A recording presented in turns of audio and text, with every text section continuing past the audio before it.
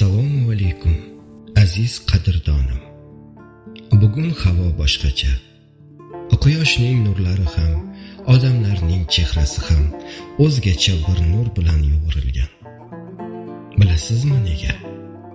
Chunki bugun hayit. Bu shunchaki bayram emas. Bu omonat dunyoda yashab charchagan ko'ngillarning dam olish kuni. Bu xafagarchiliklar unutiladigan, dillari poklanadigan lahzalar. Eshityapsizmi? Atrofda tabassumlar sadosi, bolajonlarning quvonchi.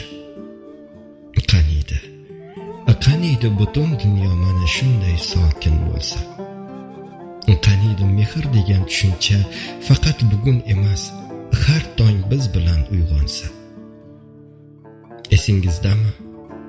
Bolaligimizda hayitni qanday kutardik?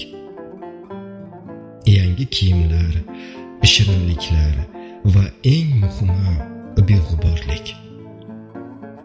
Ulug' yoshga yetganimizda esa anglab yetdikki, eng katta sovg'a bu omonlik ekan.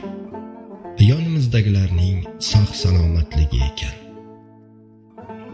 Bugun uyingizga borib, ota-onangizning duosini oling.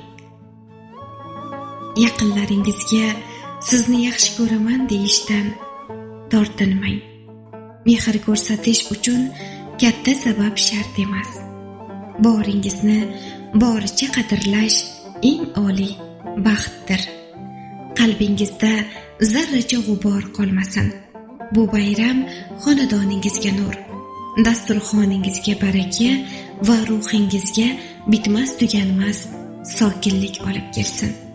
Hayit ayyomingiz muborak bo'lsin.